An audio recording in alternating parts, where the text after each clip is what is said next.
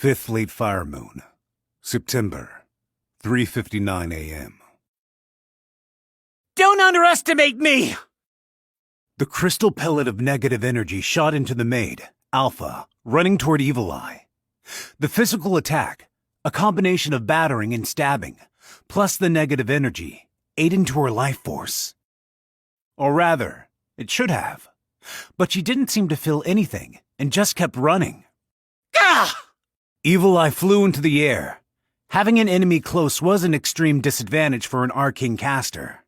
She had a better chance of winning if she kept some distance. The moment she floated up, something burst before her eyes. It seemed her crystal shield had deflected an enemy attack, and the sparkle of the fine particles surrounding her abruptly dimmed.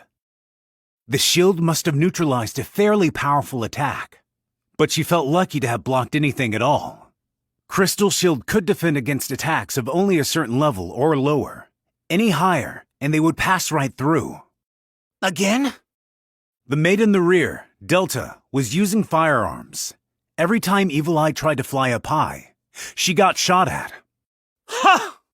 Pumping herself up, Alpha launched a fist at her. Evil Eye clicked her tongue loudly. She had never recognized anyone who fought with her fists as a real opponent. After fighting Alpha for a little while, however, she learned that she'd just been arrogant. She had only ever encountered those weaker than herself. Alpha was a formidable opponent.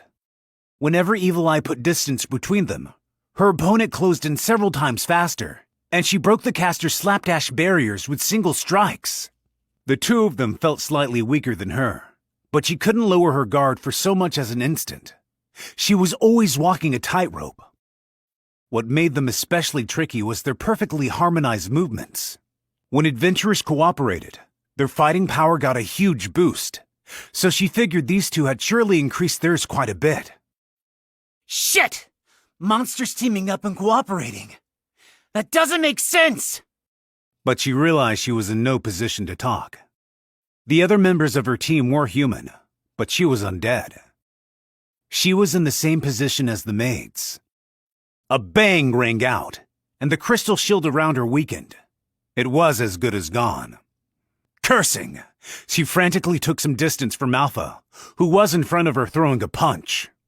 Evil Eye was a vampire and possessed physical strength that defied common sense. But Alpha's surpassed it. The only reason she couldn't catch up was fly. Concentrating on casting magic always made it harder to move around and keep a good distance. It threw off one's depth perception, and it was also hard to focus while running. That was why casters always stopped to launch spells. Evil Eye was making the mobile battle work by simply taking care to fly and put distance between her opponents and her.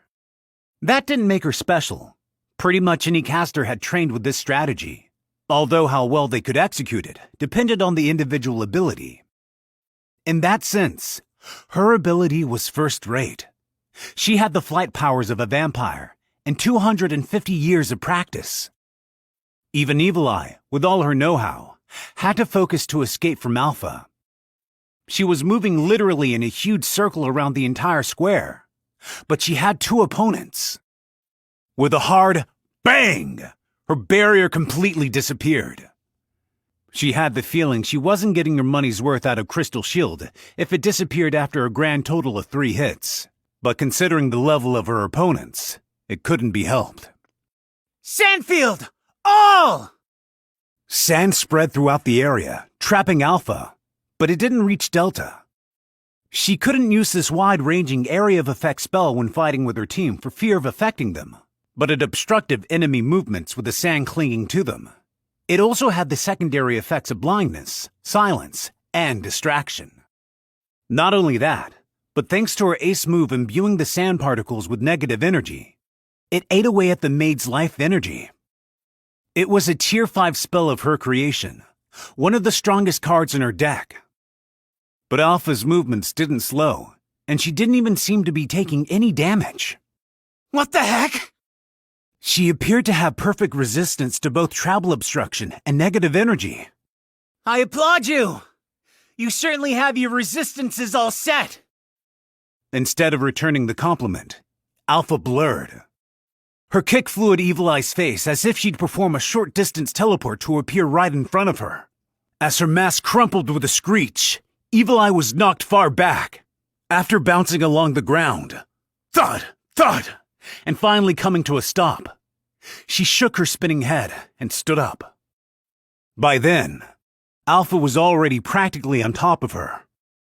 Crystal wall! Alpha's fist collided with a barrier of crystal in front of Evil Eye with a thunderous bang. Lines radiated out from the impact, as if her protection had been struck with a wrecking ball. With a grunt and the thud of a foot striking the ground, a shock went through the radiating cracks, and the wall shattered toward Evil Eye. Fajin? Just then, only briefly, she sensed the tremor going through the ground as she was using Fly to get some distance. She couldn't tell where the earthy rumbling was coming from, but she knew one thing straight away. It was because of the other two battling it out. They're still fighting? But maybe they're headed for the climax. Don't mind if I buy some more time then! Evil Eye screamed and charged at Alpha, who was heading her way to attack. She would devote her body and soul to buying just a little more time. Her special attack was born of that determination. Alpha's hands traced circles on their way into a fighting stance to intercept. Evil Eye felt like an impregnable fortress was towering before her, but she didn't stop. 5th Late Fire Moon, September, 3:53 a.m. Ainz dove into a house in a tangle with the Yaldabaoth. He slammed Yaldabaoth against the door, and it shattered in a spray of splinters. The room was dim and cramped, with no lights. Not an easy place for Ainz to swing his swords, which put him at a disadvantage. He ignored Yaldabaoth and walked farther in. Yaldabaoth followed him an instant later. They entered a different room and found a small table, and 2 chairs, and Mare. Mare pulled out a chair, and Ainz sat. Yaldabaoth, Demiurge, asked permission to sit across from him and removed his mask. Then, Ainz asked him, "First, is this room safe?" Yes, it is all in order. There is no one who can eavesdrop on us here. I see. And then... Oh, before that, I'd like to ask you a favor. Don't let any more harm come to the soldiers on the route I arrived by. In Irantel, it just happened by coincidence. But it seems that saving people in a tight spot is really good advertising. Understood. I sent a mental order, so they should be all right now. Great. Now tell me your entire plan.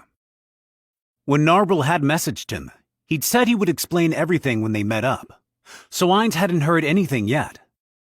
Because of that, Ainz was a little worried that he'd messed up the plan and was in for some complaining. There are 4 benefits to my multi-stage plan. Oh, I had thought 3, but there are 4, huh? Demiurge smiled, displaying an expression of great satisfaction. I feel as though this is the first time I have won in a battle of intellect with you. Ainz waved him off. Of course, he had no idea what the 3 benefits would have been, so Demiurge's remark made him very uncomfortable. You've always been ahead of me. Up till now has been nothing more than a fluke. What are you saying? No need to be so modest. No, really. So, tell me about your 4 merits. Sir, the first is that we gain wealth by attacking the warehouse district and taking everything to the Great Tomb of Nosric. To that end, all the resources in the warehouses have been transported via gates that Shaltir created and are being managed by Pandora's actor. That is an extremely good benefit. Ainz gave Demiurge the highest praise in his head. The royal capital, having lost all their resources at once, would be in dire straits. But what did Ainz care about that? He was just relieved that he could take a break from worrying about money. The second is to make it look like we were not involved in the raids on the 8 Fingers.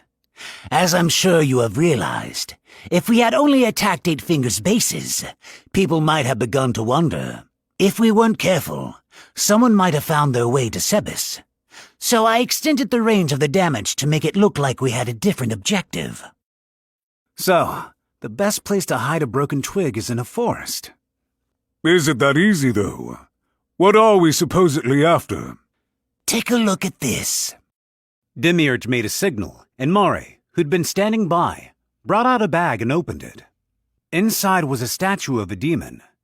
Its 6 hands were each clutching a jewel, and they were pulsing with a strange brilliance from within.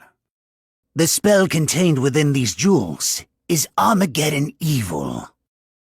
Armageddon Evil was a tier 10 spell that summoned a demon army. It could summon a large number, but individually they were not so strong. Also, unlike angels, demons would sometimes go on a rampage, so the spell was problematic.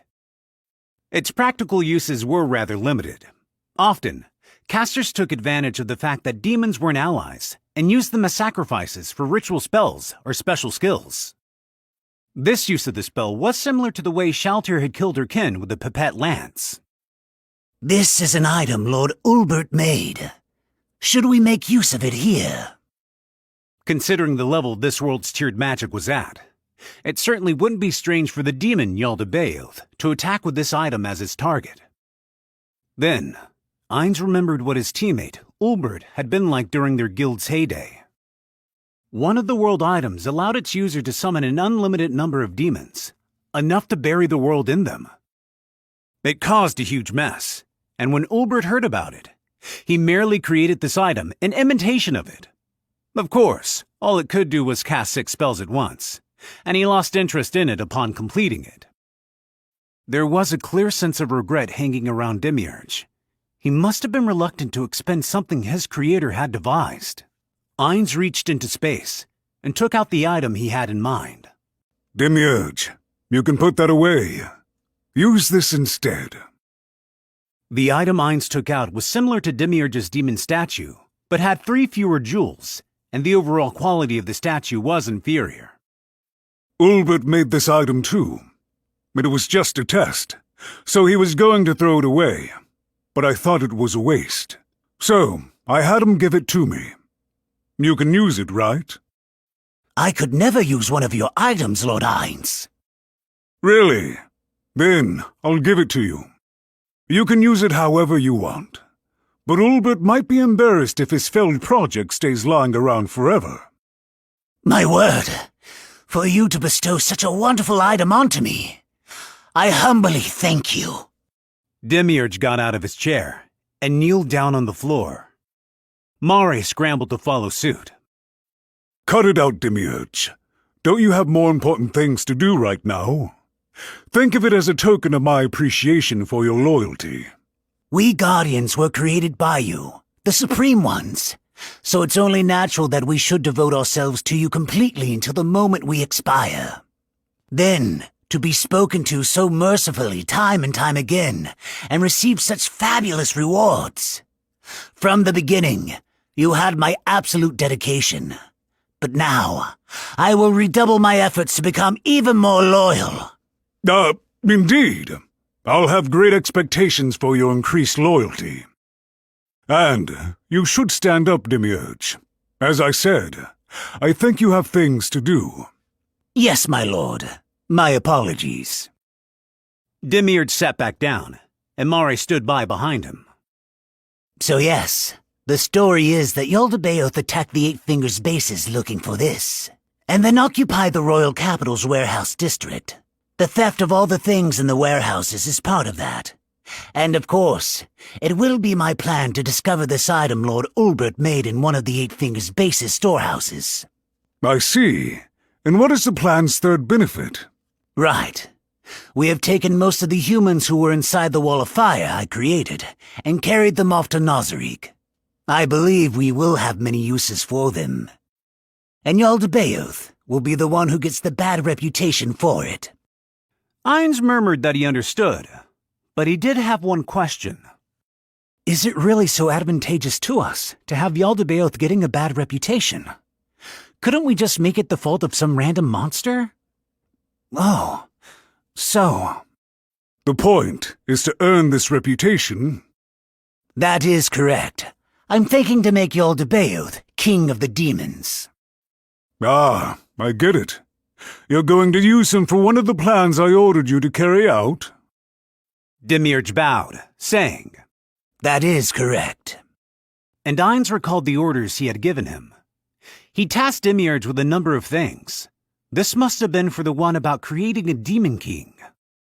And that connects to the fourth merit of this plan, which is that it serves as a test for the incident we will cause in the sacred kingdom. Aha! Thought Ainz. Then he remembered something he'd been wondering about, and asked, By the way, did you bring all those demons from Nazarick? Heavens, no! I would never do such a thing without your permission, my lord. I cleared Albedo to let you have full privileges for the operation, so I thought you had mobilized Nazarick forces. No, I had the evil lords I brought with me summon them. After a day, the usage limits will reset, so the cost to Nazarick is 0. I see. So that's why there are some demons I didn't recognize from Nazarick. Got it. Then, I have a different question. You said you abducted all the humans within the Wall of Fire and took them to Nazarick. But is that true regardless of age and sex? Demiurge seemed confused as to what difference it made, but he said yes, which left an unfavorable impression on Ainz. What happened to humans was no particular concern of his. He'd been a human at one time, but since inhabiting his new body, he didn't feel close to them at all and practically thought of them as a different species. If it would benefit the Great Tomb of Nazarick, he would kill any number of humans with no hesitation. But he still had qualms about killing infants. Is this also a vestige of Satoru Suzuki? Ainz exhaled a deep breath, although he didn't have lungs. Demiurge, please give anyone who has not wronged me or the Great Tomb of Nazarick a painless death. Demiurge said nothing, but bowed deeply. What Ainz Ooal Gown prioritized was the peace of the organization and the calm of his loyal subordinates. Having already abducted the infants, they couldn't just let them go safely, because that could lead to intelligence leaks. He wasn't against a plan to cultivate humans inside Nazarick who would work with a blind loyalty. But there wasn't any advantage to doing it at present. So the plan he proposed was the most mercy he could show them. Okay. So is that about it? I have 2 more things. First, thanks to Mare, another wonderful potential benefit has appeared. When Ainz glanced at Mare, the boy was fidgeting awkwardly. Which is? We're currently working on training, so we're not sure if the plan will work out or not. I'll explain it when we get back to Nazarick.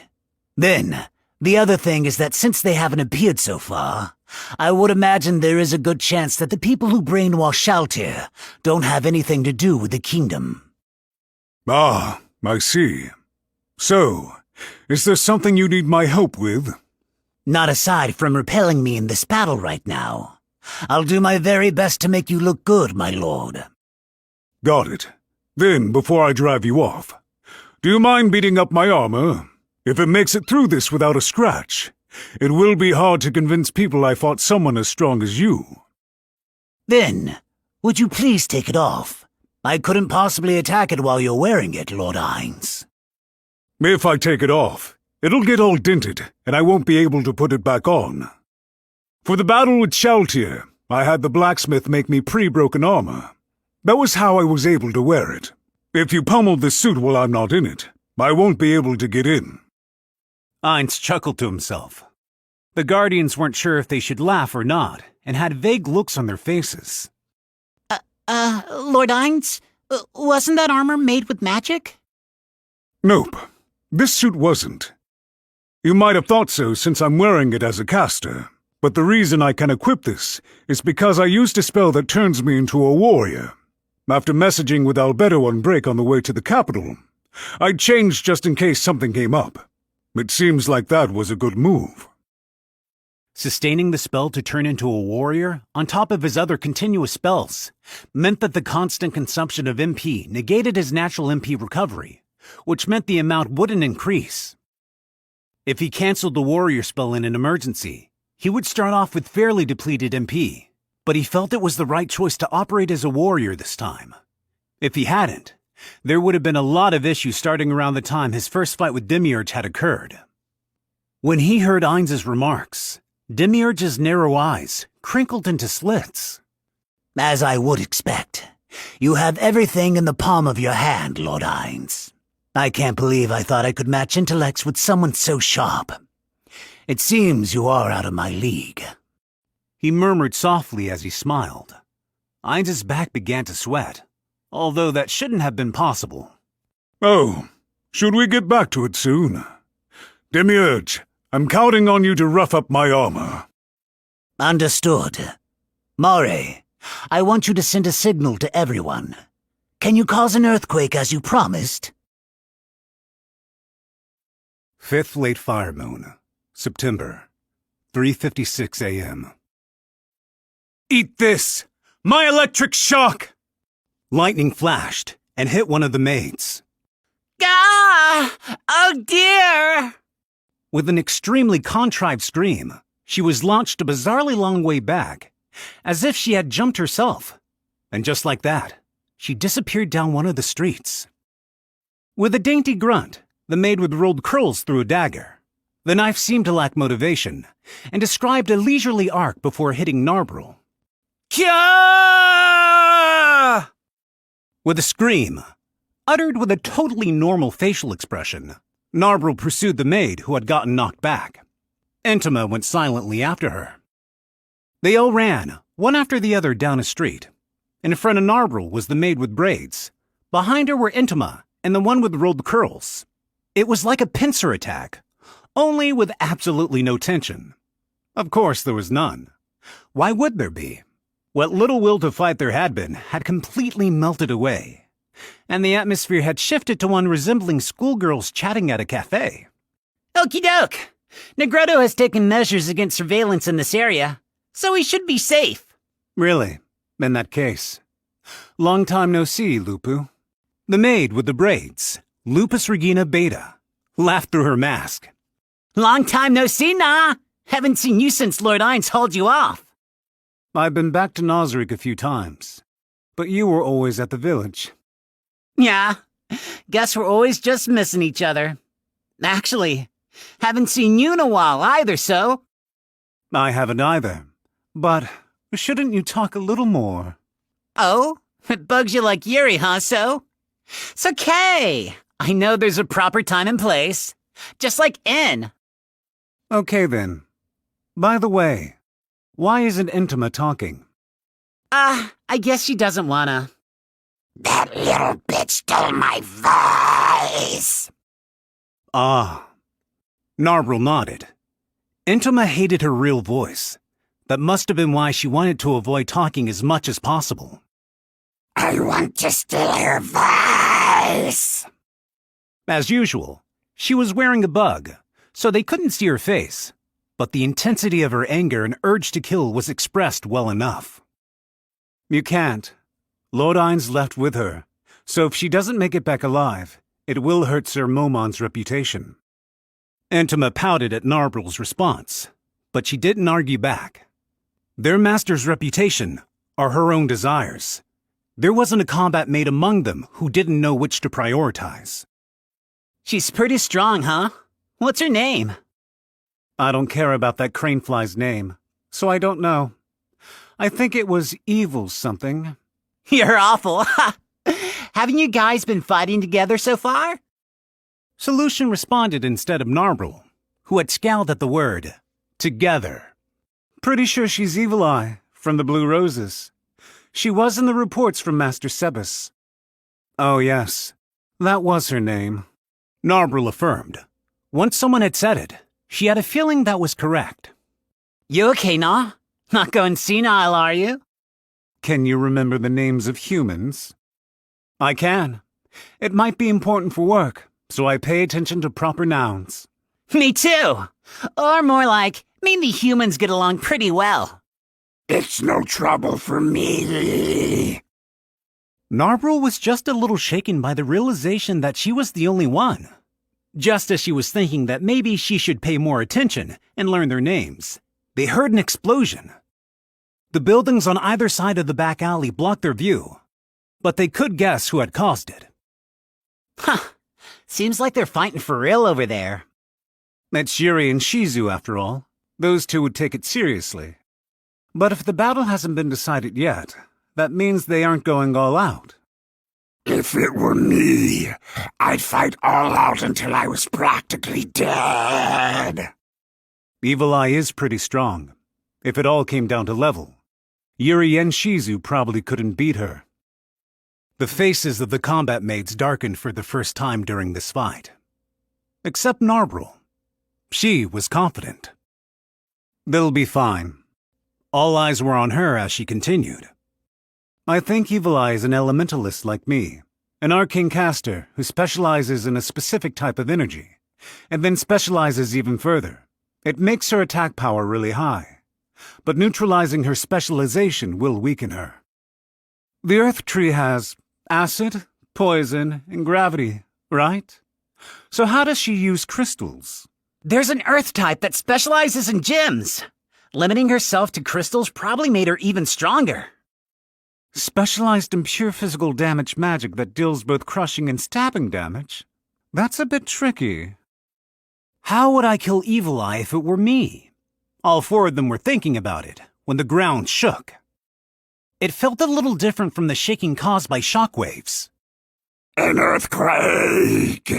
Seems like one of Master Mare's. So is it time for the next phase then? Is it a signal? Yes, Narbril. Could you get injured soon? We have to corner you. I'll try not to make it hurt too much, but I hope you'll forgive me. Oh well, it's for work. 5th Late Fire Moon, September, 3:57 a.m. Calm down!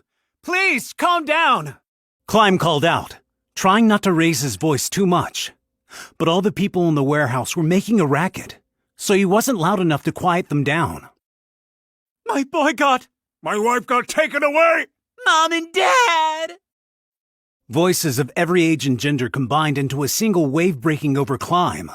It was so clamorous, he couldn't tell what anyone was saying. These 300 citizens were the ones Climb and the others had risked their lives to look for, and the only ones they'd found. The people in the smallish warehouse didn't know anything about the situation outside, and were just shouting about how worried they were for their family members who had been taken elsewhere. It was a very natural scene, a natural reaction, but extremely inopportune. Just because they hadn't run into any demons so far didn't mean there weren't any. They had spotted groups of demons a few times on the other side of the street and elsewhere. It was only a matter of time before some of them heard the screams filling the warehouse and came over. You're the only ones we found! Where is my wife? Can you go and find her right away? It probably would have been possible to quiet them down if he shouted a little louder. Although there was always someone better, Climb was quite powerful. The guards couldn't even compare. The roar of a man that strong would no doubt squeeze ordinary people's hearts like an eagle's talons. He had to actually do it, though. As Princess Renaer's attendant, he'd come bearing her reputation as well as his own. Frightening the people or causing them to feel antagonistic toward him could tarnish the princess's reputation, so he couldn't quite muster the courage to get aggressive with them. Could you just give us a straight answer? My baby is still so young. Papa! Mama! Shut up for a minute! A shout so powerful it practically sent an electric shock through the warehouse, blew everything else away. Brain's fed-up roar, the rage of an ultra-first-class warrior, terrified the weak in an instant. Wow. If you would just shut up and listen. First of all, this location is in enemy territory, and it's not as if your safety is assured. If we don't move quietly, the demons will come and kill you all. If you understand, then first shut your mouths. Brain scanned the silenced warehouse, and then glared straight at Climb. The eyes on him were so angry that the citizens gathered around him slowly backed away. Next, Climb. You should probably just come out and say it. He had a general idea of what he needed to come out and say, but he wasn't confident that was really the smart thing to do. Too hard? Then I'll say it for you. First, you people need to keep this in mind. Anyone who raises their voice in response to what I'm about to say will be cut down with zero hesitation. We don't even have any guarantee that you're actually humans. Brain slipped his katana out of its sheath, and it sparkled strangely in the small light they'd brought with them. You're probably wondering what I'm talking about. But take a quiet look at the person next to you. Are you all human? The captives looked at one another suspiciously. We saw quite a few demons on our way over here. You know, demons with wings and long tails. Demons like humans with their skin ripped off. And plenty of others. Those are the kind of guys strutting around outside this warehouse. You probably saw them when you were brought here, right? All the people Brain looked at nodded, pale-faced. So who can guarantee there aren't any demons in here? Ones who can peel off the skin of humans and wear it. No one spoke, but there was a wave of movement. The people were looking around with doubt in their eyes and trying to shift positions. The warehouse was certainly small, but it wasn't cramped. There was plenty of space to secure a spot apart from everyone else, if desired. Relax. If there are any demons in here, we'll cut them down for you. If you take a moment to think about how we got here. You understand that, right? After waiting for some relief to appear in the atmosphere, Brain continued. But if the demons from outside rush into this building, I can't make any promises. Hey, don't you think if there was a demon in here, it would call out to its companions to let them know about the invaders? Now, you know I'm going to kill anyone who raises their voice. You might think, I'm human. Killing me would be absurd. But how would we know you're human? So, in order to protect the others, we're going to kill anyone who attracts the demons by shouting. He looked around again, focusing on individual faces with a murderous glare. Seems like you understand. First of all, before coming to this warehouse, we went through a lot of the other ones, but we didn't find any people. And in fact, they were practically empty. When you think about the area the firewall surrounded, this is the warehouse district, yes? But there also should have been over 10,000 residents. If there are 300 people here, then that's another 33 warehouses full of captives, right? Brain took a breath. So here's a question. Why didn't we find any other people?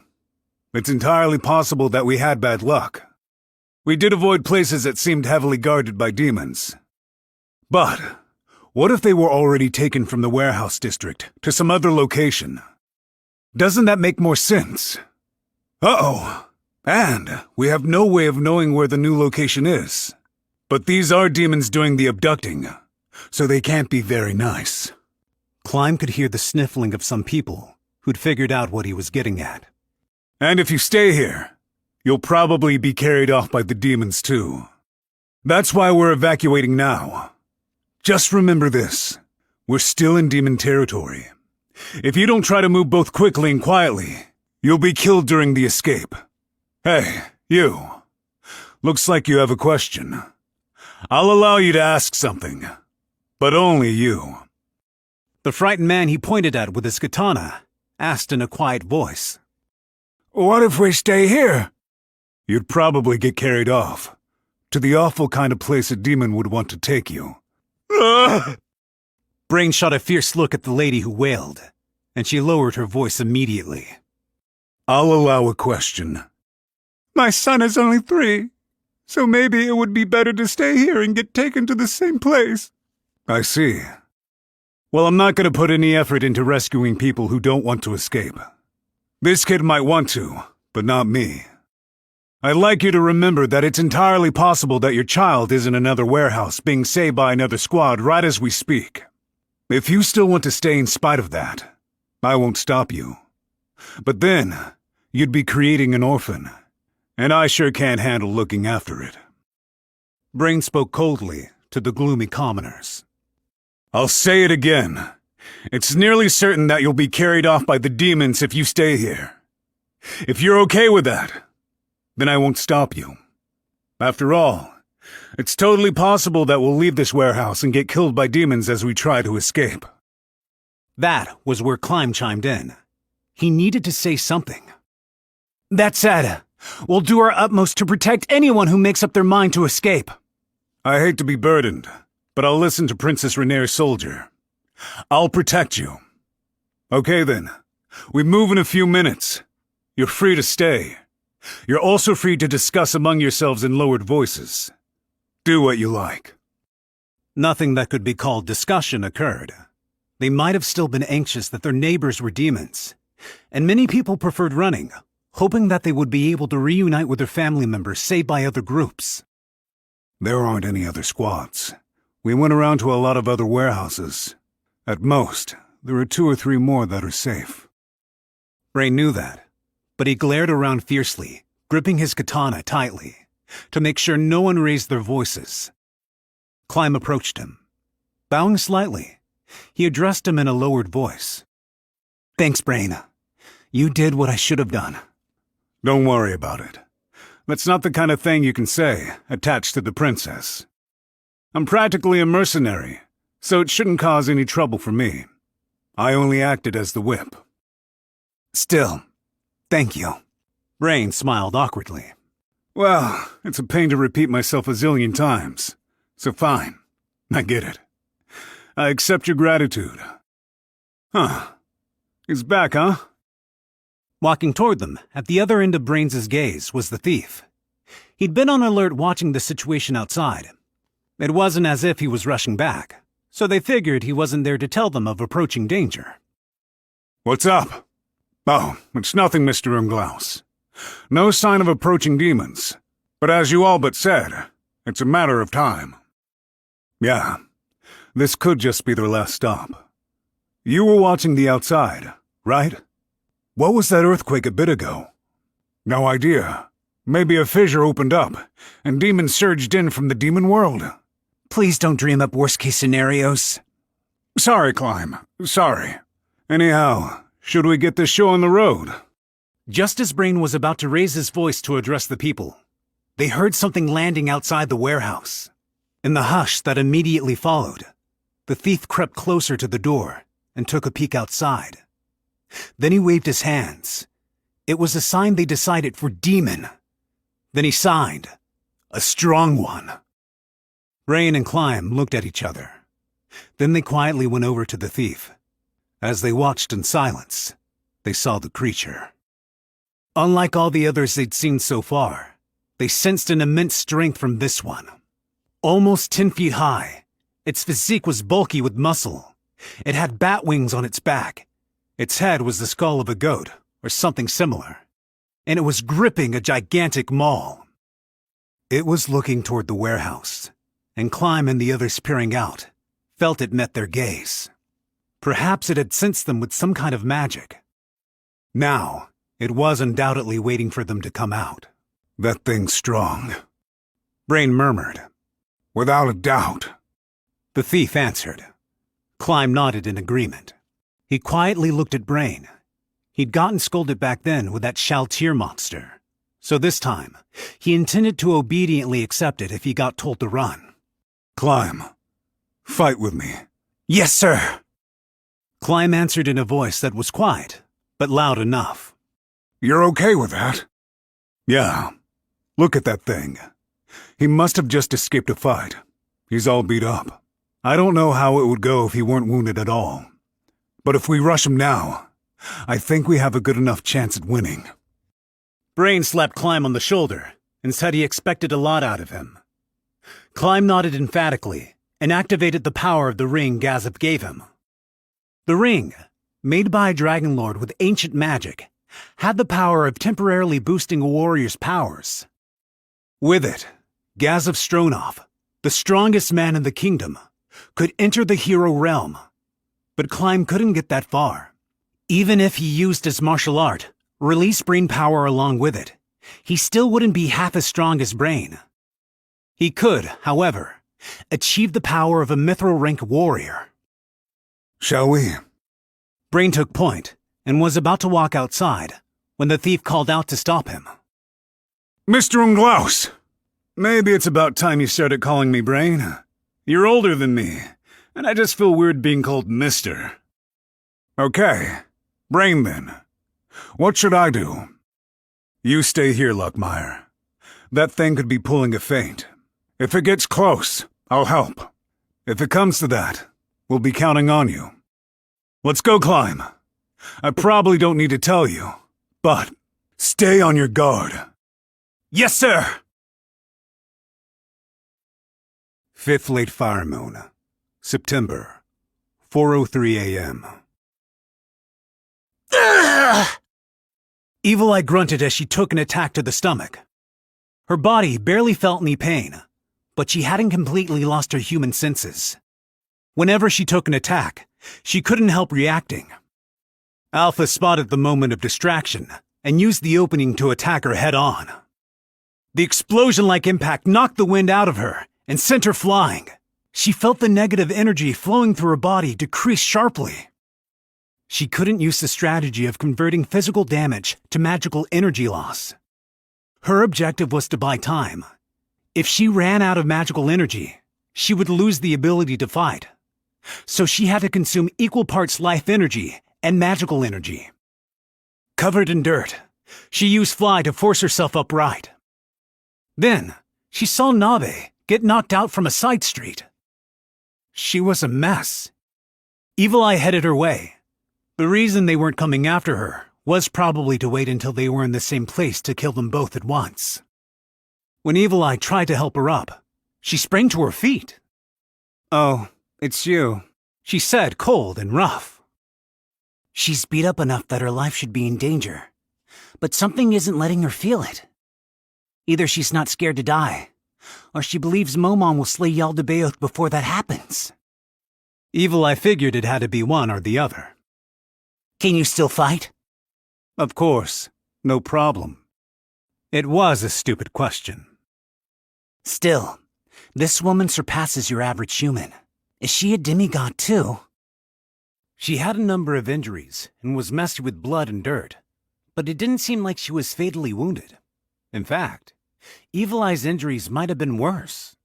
Considering Evil Eye had taken 2 opponents, the fact that Nabe had taken 3 and gotten away with so little damage had to mean, frustrating as it was, that she was more capable. "You look awful yourself." I'm fine. Evil Eye smirked in spite of herself at how Nabe-like the response was.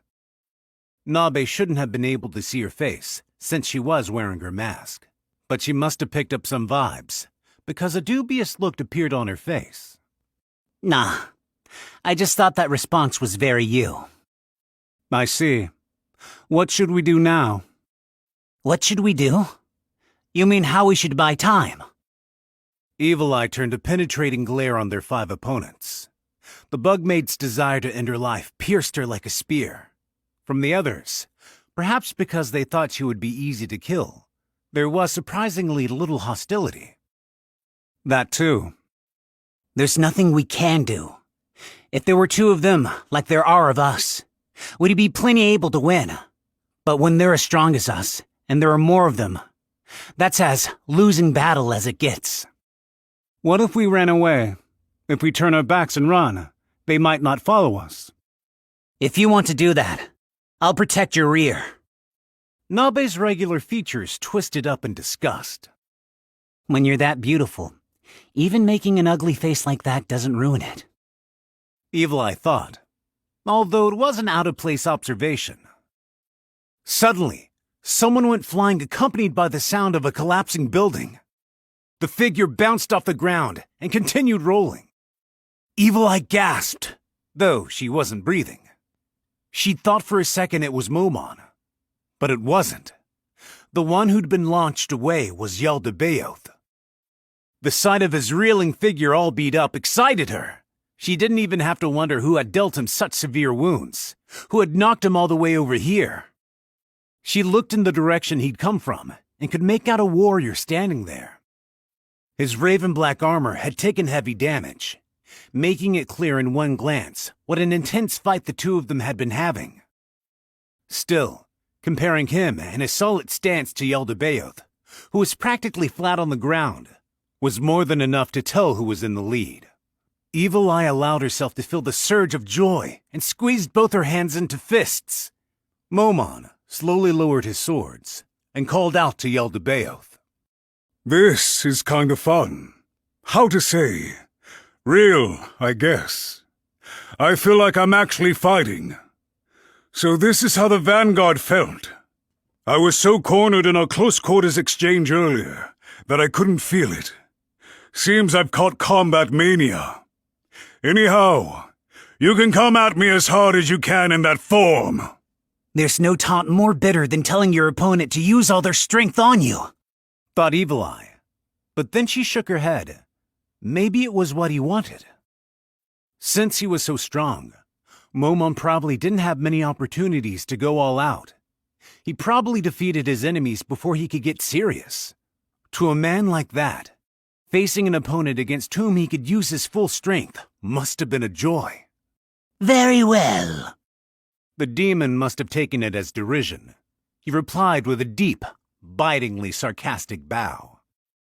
Seeing that response, a sense of superiority, that she knew Momon better than Yaldabaoth did, swelled in her chest. Then I'll attack in earnest. Bring it on, Yaldabaoth!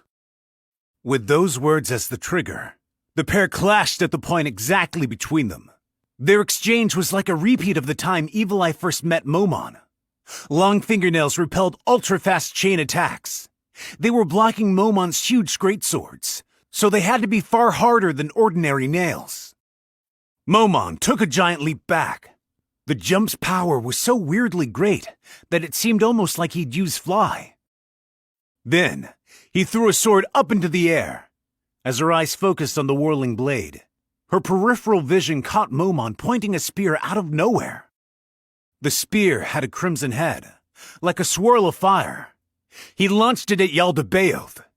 It zoomed toward the demon at ultra-high speed, leaving a vivid red trail that nearly branded her retinas. Demon aspect! Purgatory close! On impact, fire leaped into the sky, and a shockwave raged through the area. Gah! Evil Eye hunkered down so the burst of air wouldn't blow her away. She was lucky she had the mask on, so she could keep her eyes open in the blast.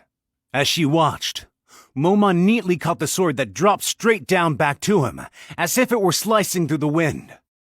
Then, he charged at Yaldabaoth again. Yaldabaoth, poised to meet him, was enveloped in flames, and the spear Momon had thrown was sticking out of the ground at his feet.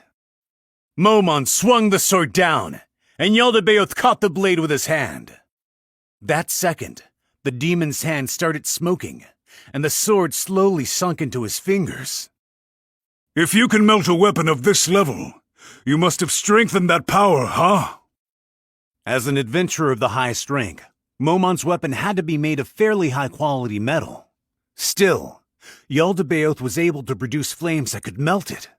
And Momon had the guts to hold a conversation, unfazed, despite being so close to the extreme heat. These two are insane! Evil Eye was stricken with fear.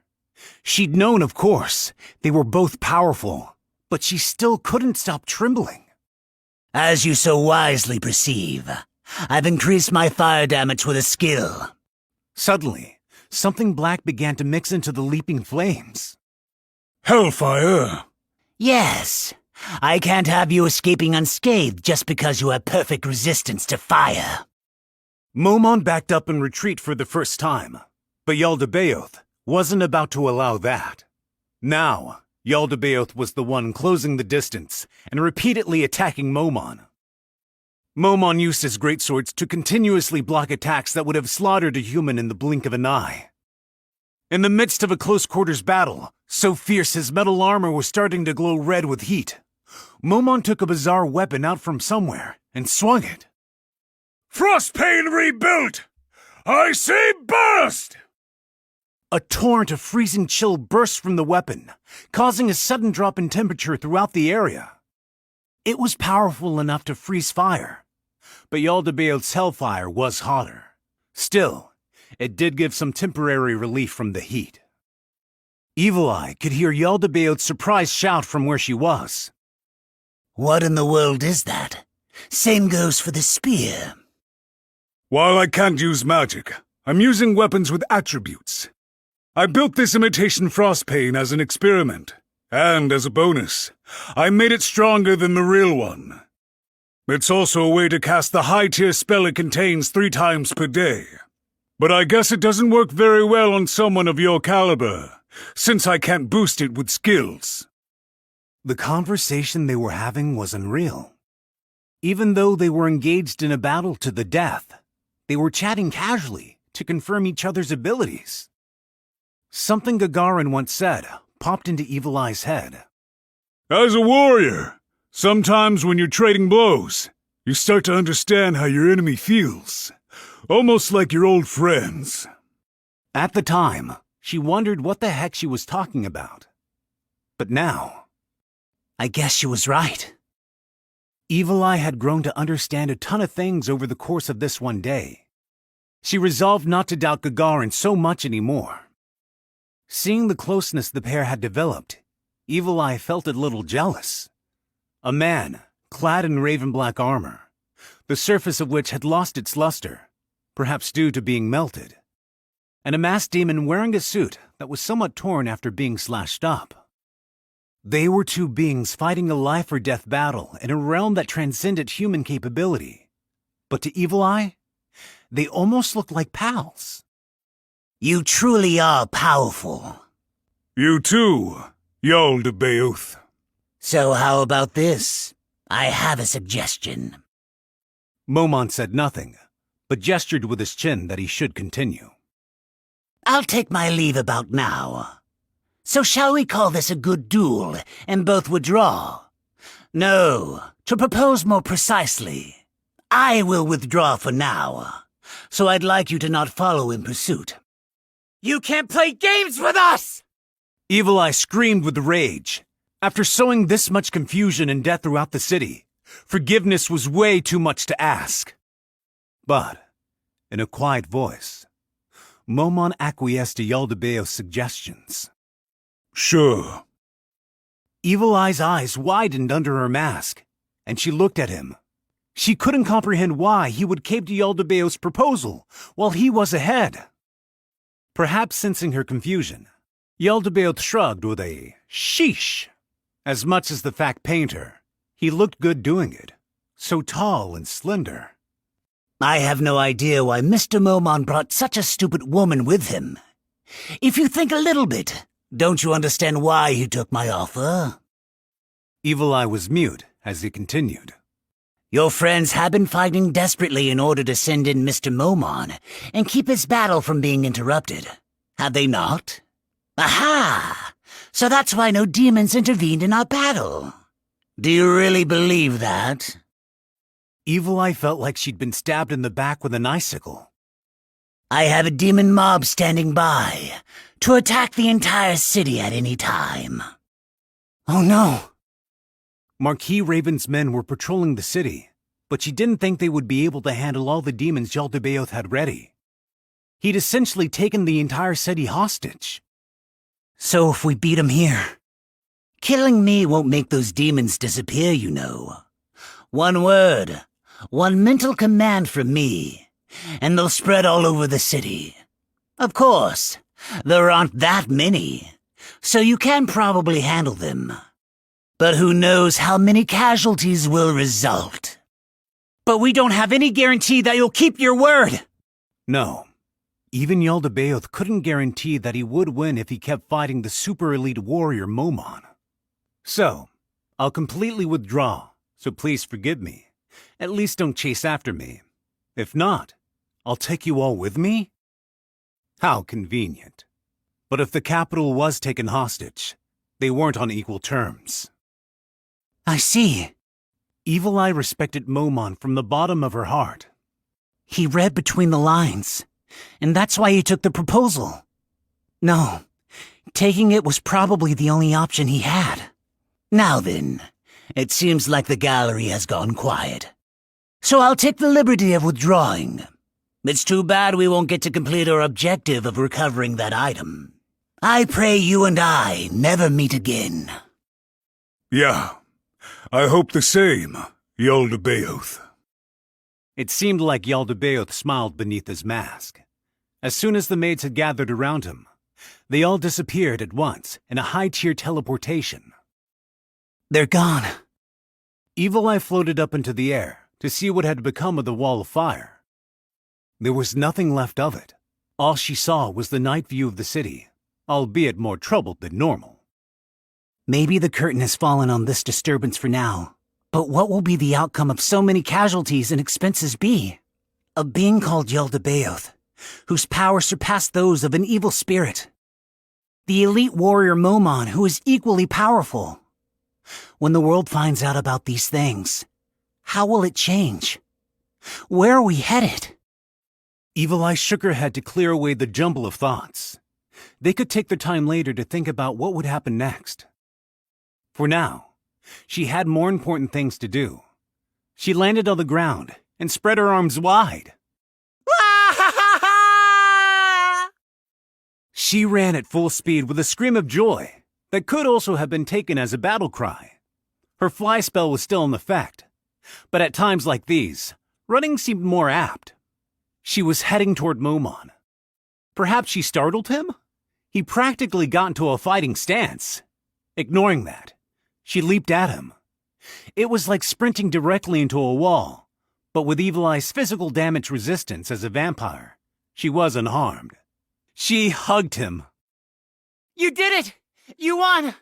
You won! I wouldn't have expected any less! Sorry. Could you get off me? He made the request in an even tone. She was clinging to him like a koala. He must have been feeling bashful. He could totally just hug me back. Evil Eye was after something she'd heard about once. Someone had told her that some men worked off the post-battle buzz with the opposite sex. She was hoping she could get him to do it with her.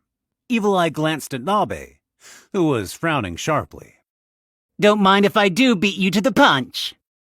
She tried rubbing up on him a little, but it didn't seem like it was working through the armor.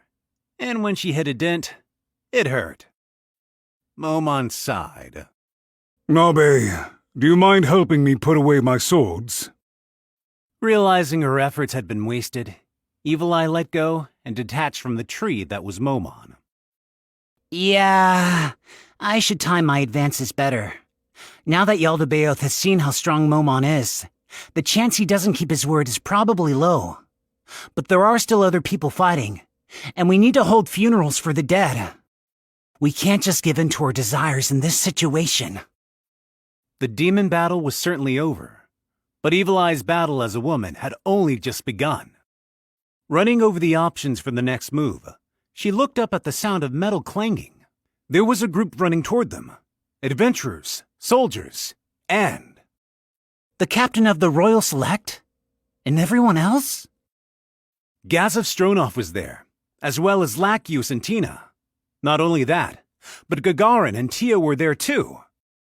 They all looked a bit grungy, and she sensed the struggles they'd gone through to get here. They gazed upon the aftermath of the fierce battle. Then they gasped and stared at Momon. Inferring what they were thinking, she whispered to Momon. Sir Momon, proclaim your victory! But he didn't move. As she was wondering what the issue was, she heard him say in a low voice, This is so embarrassing. That wasn't the response of an elite warrior. He sounded so ordinary that Evil Eye broke into a smile. You have to do it. You're the one who achieved the most.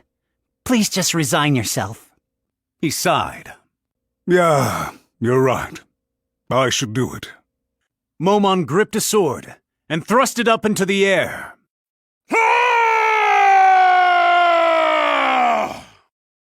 A moment later, everyone in the square raised their fists in the same way and exploded into a roar of victory.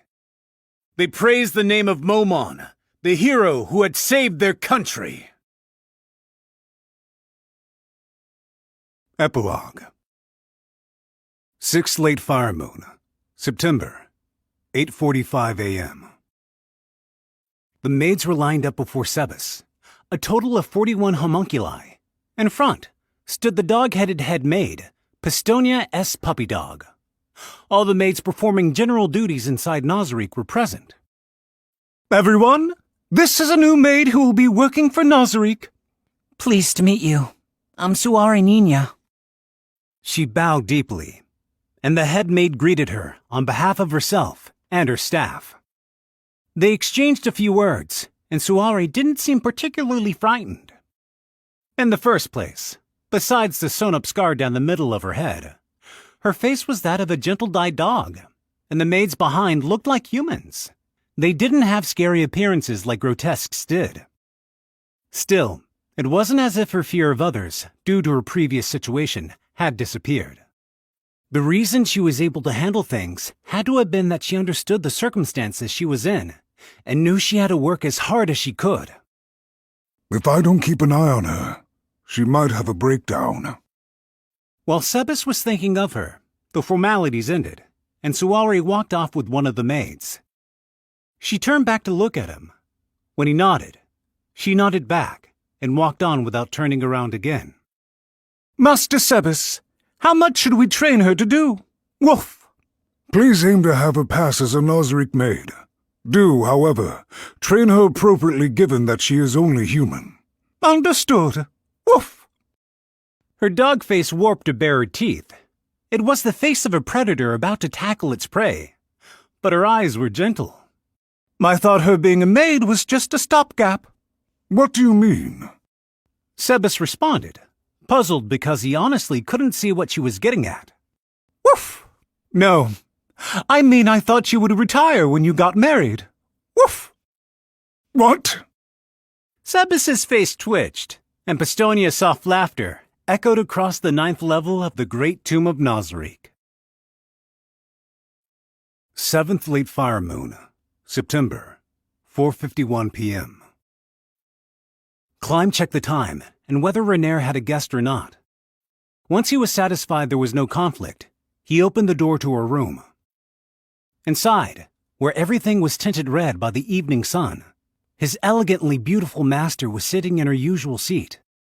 The light spilling through the window set her off from her surroundings like a spotlight. Welcome, Climb. He sensed peace rapidly return to his tattered heart as it began healing in the presence of her sweet beauty. He hardened his expression before it could relax too much and walked over to her. Okay, sit down, Climb. No, that's all right, Princess Renair. There's somewhere I need to go following the demon attack on the capital. A light went on in Renair's eyes. They were orders from her, so she probably had an idea what he was talking about. He was supposed to go guard the Wizards Guild because of a certain item. They didn't yet have a complete picture of the demon raid, but in one of the warehouses, they had discovered a weird item. The Wizards Guild was investigating it now, and the magic it contained was no ordinary spell. That, combined with what Yaldabaoth had said, had everyone convinced this was the item they'd been looking for. For that reason, until the guild could assemble powerful veterans and decide what to do with it, they were stationing guards in the area. She'd sent Climb as one of them. It's awful that we can't get the Eight Fingers to take responsibility for this, since they're the ones who brought that item into the city. He couldn't completely suppress his disgust, even though he was with Renair. The item that had brought tragedy to the capital was found in a warehouse that undoubtedly belonged to the Eight Fingers smuggling division. They should have been moving to crush the smugglers as soon as possible. But there was one reason they couldn't, and only a handful of people knew what it was. Intelligence leaked by Yaldabaoth played a role in the discovery of the item. That was why Renair had asserted that perhaps he'd let the information slip on purpose, to use humans to find the item his subordinates hadn't been able to. Since everyone found that argument compelling, everything was being covered up, so they couldn't use its discovery in an Eight Fingers warehouse as ammo. You're going with the captain, right? Got it. Then standing is fine. So, how are the citizens you saved? They were under the castle's protection, Up until a little while ago. But they've left now, right? The bomb she'd thrown made Climb's heart leap into his throat. Oh, they all said to tell you how grateful they are. I see. So if I hurry, I can still see them? No, you can't. He raised his voice, and then thought, "Crud!" He hung his head, and quickly tried to recover from his earlier exclamation. They're all very busy. If you visited, I think it would take up too much of their precious time. I apologize for making your kindness come to nothing, but I would ask that you refrain. As he was bringing his head back up, he thought the expression on his master's gorgeous face would be one of discontent, or perhaps a childish pout unsuitable for someone her age. But the one that met him was neither of those. She was laughing. Not just smiling, but laughing. He'd seen her laugh now and then. If he thought back to his most nostalgic memories, he could remember the twitchy way she had laughed not too long after picking him up. But there was definitely something different about this. Before he could figure out what it was, her normal smile returned to her face. Well, then I guess I can't go, huh? Seeing that she understood, Climb suppressed a relieved sigh. Actually, almost everything he just told her was a lie. He had heard hardly anyone thanking her. On the contrary, they blamed her, saying things like, "Why are we the only ones who got saved?" All they did was grumble to Climb in their anger about their misfortune. The families they'd lost, the assets they forfeited. He took it, tolerated what was obviously simple venting, because he pitied them for having no one else to blame, and because he wanted to punish himself for not being able to perfectly realize his master's wishes. Still, he'd fought demons to save these people despite the danger, and it hurt for them to say such things. The demon that had appeared outside the warehouse was on another level. It was too powerful for even Ainz Ooal Gown to handle, but it had been heavily wounded. If it had shown up uninjured, the three of them would have surely lost. Hearing later from Lacuse how strong it was, he was thankful that they had been as lucky as they were to win. After getting through that life-or-death battle, this abuse, he was used to being alone. But this was a different kind of pain. Still, he was fine while the hate was directed at him. He was the princess's direct report, but nobody liked him, so they probably would overlook him getting harassed. If he let them meet Renaer, though, things could get hairy. If they turned their hate on the princess and insulted her, Climb would be forced to draw his sword. Okay, Climb. Now, I'm going to be the bearer of bad news. Brace yourself. She silently closed her eyes for a few moments, and then opened them. The captives you saved from the brothel with Sir Sebas and the others.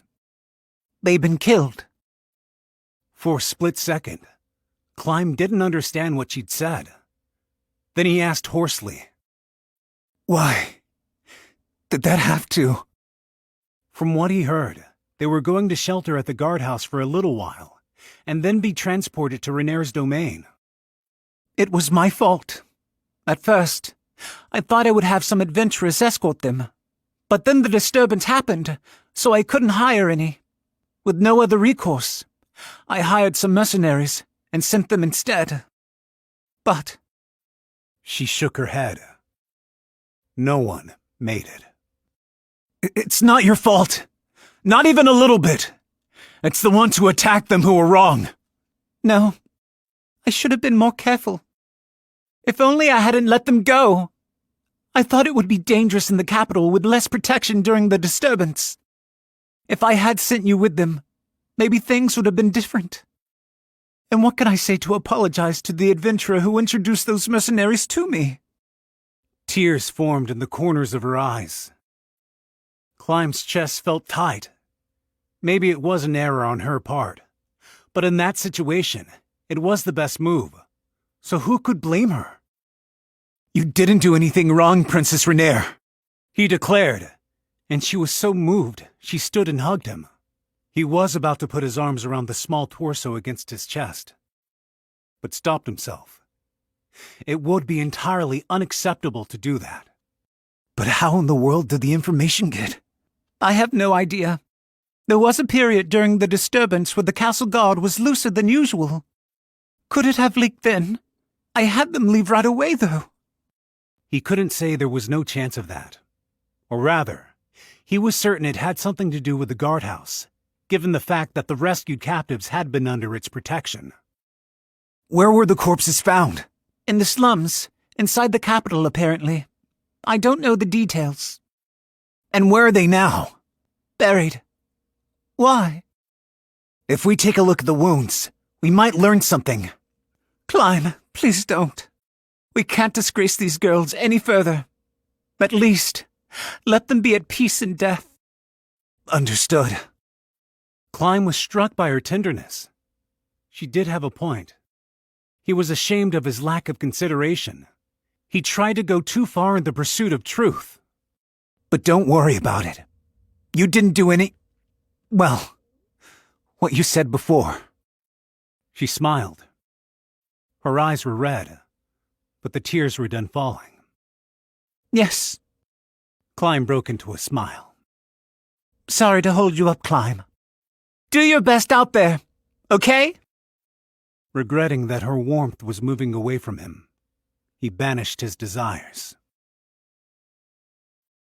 10th late fire moon, September, 9:08 a.m. That day, the sky was truly blue. Its color seemed to go on forever, as if it were celebrating their departure. You're going home? Evil Eye asked the man in the raven black armor with the crimson cape fluttering behind him. Going home was a strange way to put it, but that was how it felt to her, and the blue roses were no different. While adventurers were often thought of as wanderers who didn't put down roots, there were some who chose a city as their home base. For Momon, that must have been Irantel. I'd sure like to go with you. She couldn't believe how pathetic she sounded. It was just like a girl reaching out after her departing love. And at the word, lover, she nearly writhed in agony. It's not a big deal. That was all he said in response. He's so cold, she thought to herself. She couldn't think of anything else to say, and a breeze blew between them. A man had been waiting for that pause and opened his mouth to speak. Evil Eye thought it was rather insensitive, given a man and woman were in the middle of a bitter farewell. But it wasn't as if they were the only two there. Nabe was behind Momon, and the rest of the blue roses were behind Evil Eye. The casters who would take Momon and Nabe back to Irantel were also present. We're extremely grateful for all you've done. Momon acknowledged Marquis Raven's thanks with a slight bow. His Majesty the King also wanted to thank you directly.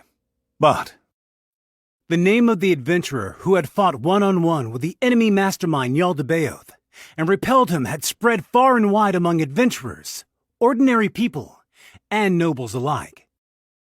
It was no wonder the king would want to meet him. This sort of thing could even warrant the granting of a noble title. But Momon declined, and didn't even make an effort to have an audience.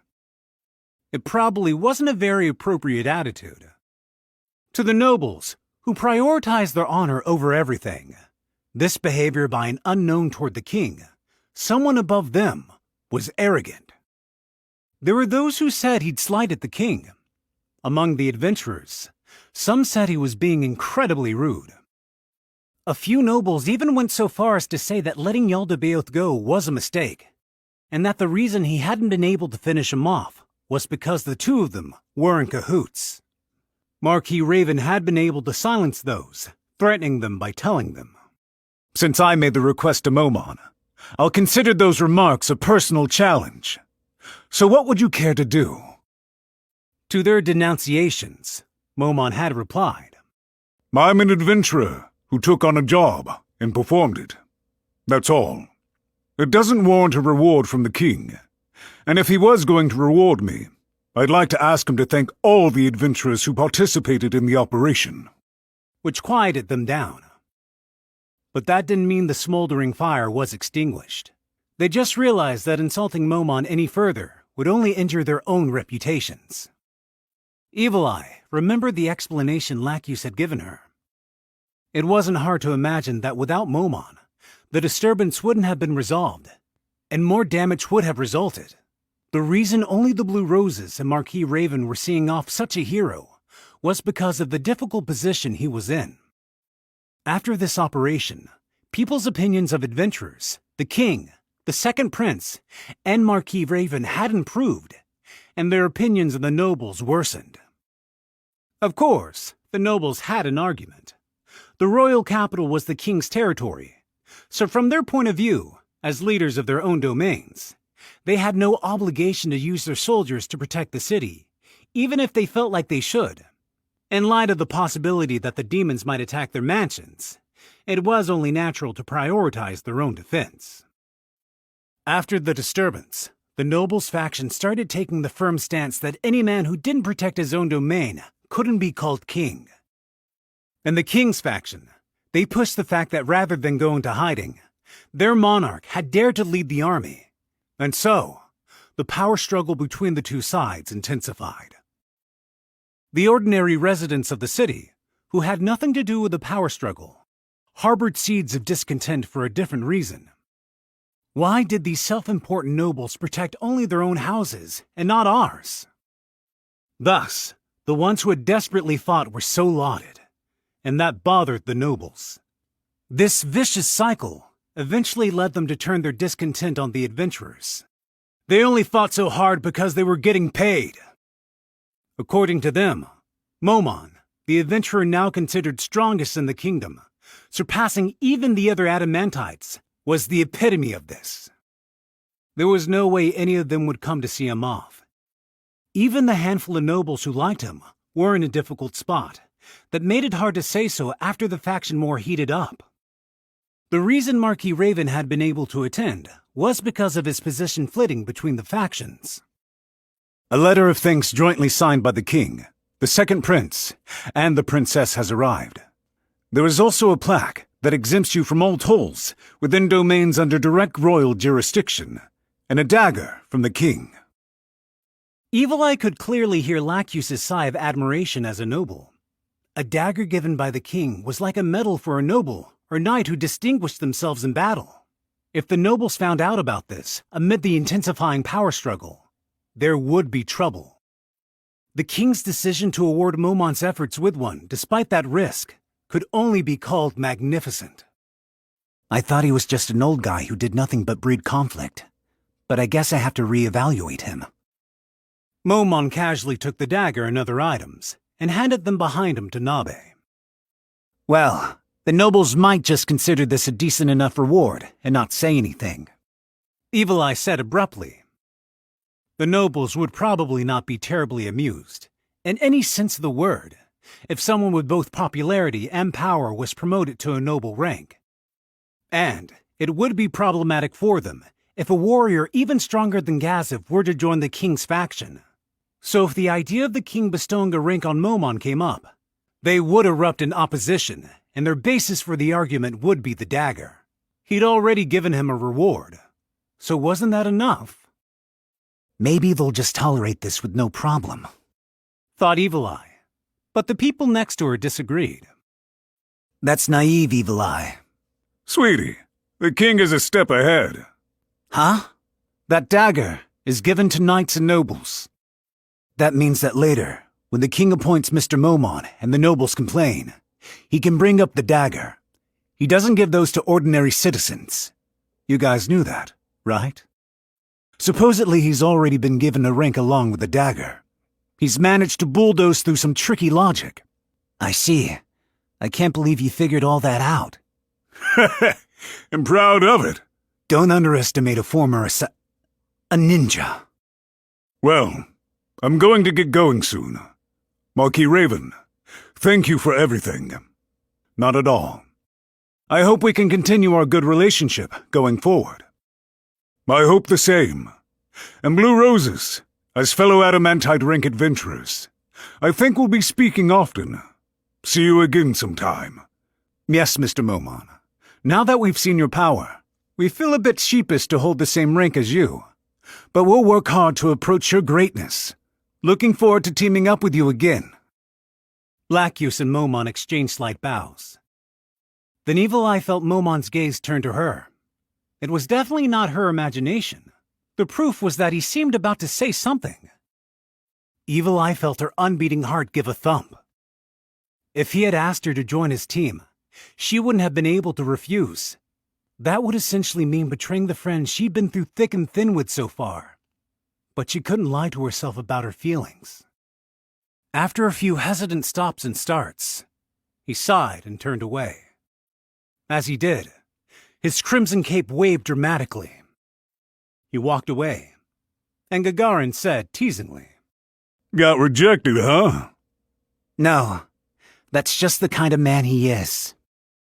Evil Eye didn't once take her eyes off him, as the floating board from Marquis Raven's casters slowly floated into the air, with him and Nabe on top. I'm sure we'll meet him again. I hope it won't be a huge incident like this, but something a little easier to handle. Might be tricky. No kidding. The Blue Roses chatted. Probably the only time adamantite rank adventurers would meet under work circumstances was during a huge incident. Then, we'll just have to go visit sometime. Evil Eye can teleport. It wouldn't be bad to have somewhere we can pop over to inside Irantel. In fact, if you went together now, you'd hit two birds with one stone. No safer way to travel than under Momon's protection. Evil Eye stared at Gagarin, speechless. Of course, she was wearing a mask, but her shock came through loud and clear in her posture. Whoa! You didn't know we knew? Anyhow, don't you guys know that long-distance relationships never work?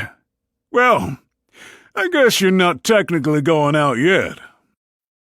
Gagarin looked up at the sky, and Evil Eye couldn't help but follow her gaze. Momon was getting smaller and smaller. Ah! A scream went up, one that sounded like Evil Eye when she was mad, and the Blue Roses laughed. 10th Late Fire Moon, September, 6:45 p.m. The Eight Fingers emergency meeting was off to a rough start. Not all the members were present.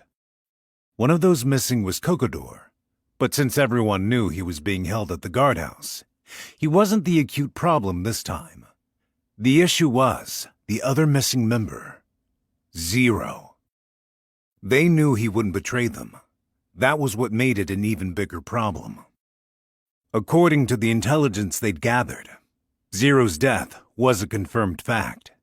Acting on Zero's proposal to torture to death the one who'd insulted them, they'd sent some of their own men, and it seemed like they'd all been killed. It was a huge blow. The underlings weren't irreplaceable, but the death of the strongest man in the Eight Fingers, the chief of the security division, was an unimaginable loss. The division chiefs gathered here were rivals, but they were also part of the same organization. This loss would affect them all without a doubt. The debate raged. What to do about the hole left by Zero? What to do about Cocodor? Normally, they would have wanted to install their own men, but there was one reason they couldn't at the moment. The demon attack on the royal capital. The losses the Eight Fingers had suffered in the attack were no joke. Their bases had been raided on the same day, but the damage done couldn't be compared. The chief of the smuggling division was in particular trouble. Almost all their warehouses had been emptied, their contents stolen, and the ones that hadn't been looted had undergone inspection. As a result, they'd lost nearly half the goods they'd been smuggling into the capital. All we can do is cooperate with one another until we get back on our feet. Pretty sure we always cooperate. Don't be snarky. We need to cooperate for real this time. I think it might be better to operate away from the capital for a while. But what do you all think? Nah, on the contrary. Now's probably the time to be in the capital. We gotta grease the palm of the new captain of the guards. If we fled the capital now, we'd be giving up on all the profits to be had here. That is a possibility. But don't you think it's dangerous to operate in the capital when our security division, our military force, is crippled? 5 of the chiefs racked their brains. Then they asked the one who hadn't spoken yet. Hilma, what do you think? She jumped. Her reaction was completely different from their last meeting. She looked almost like a corpse, with dark circles under her eyes that even her makeup couldn't conceal. What's the matter? I heard your house got raided too. You were the only one who was able to escape, right? Through the secret passageway. Was it that traumatizing? The other chiefs had their usual escort standing by behind them, but there was no one behind Hilma. What's wrong? The moment she opened her mouth, the door to the meeting room opened. Okay, stop right there. The one who entered the room with a cheerful shout was a single dark elf boy. A girl of the same race meekly followed behind him.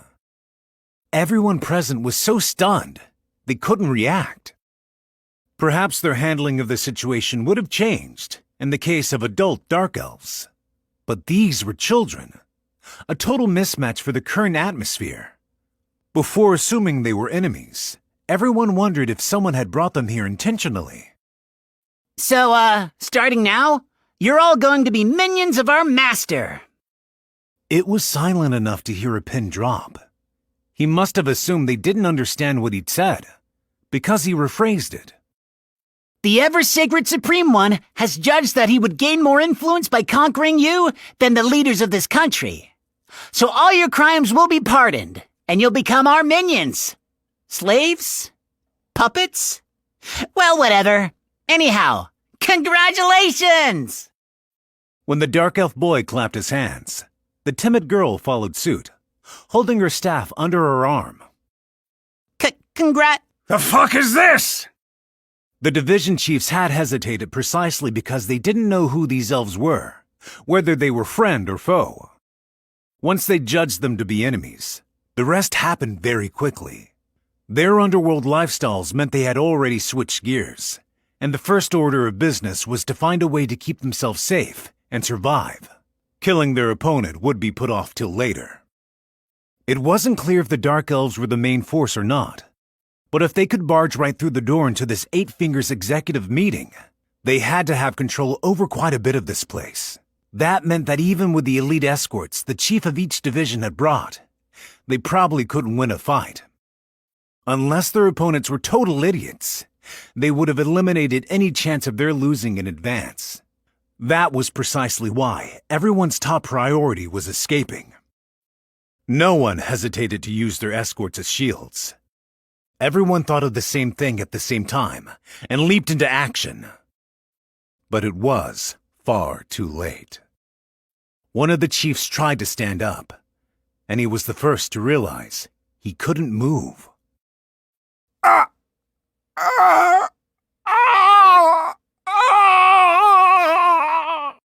He couldn't move.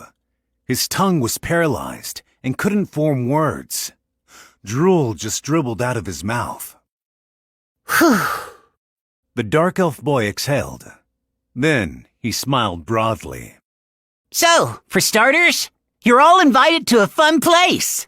See? Here's the invitation. Hilma jumped with a start. Wait a minute. I'm good, right? I cooperated, didn't I? Realizing who had betrayed them, the men moved only their eyes to glare at the woman, who was still mobile. But please, I can't take any more. I don't want to go back there. What did you do to her? The boy asked. I took her to the Prince of Fear's room and had them eat her from the inside out. The boy grimaced with a... Yikes. Hilma must have remembered. Hugging herself, Nels dug into her arms. She trembled violently. She had one hand over her mouth. Her face was sickly pale, and tears poured out of her eyes. And? That's enough. So you healed her up with magic, huh? That's enough to make anyone obey you. But it's so rare for us not to kill someone. Yeah. I guess 'cause we have plenty of corpses, and 'cause we could use her to manage this organization. I see. Well, lady, do your best. If you betray us, we'll put you back in that room for even longer. Hilma nodded over and over. Any urge to rebel had completely disappeared. She would definitely be loyal to them and carry out her orders as given. First, I want you to buy us some time until these people learn to obey. Can you do that? Of course! Leave it to me! I'm sure I'll be useful to you! Seeing how frantically eager she was to please, the men realized they were about to get a taste of whatever had made her so fearful, and their faces went pale. Well, we're going to leave you with a few subordinates we brought along, so make good use of them. And there are a few people you absolutely cannot kill or oppose. I'll explain about them later. The dark elf boy flashed a grin. Okay, half this country is conquered. Demiurge was saying something about sowing the seeds of a nation. Oh well, it's probably fine. I guess we'll go to a different country next.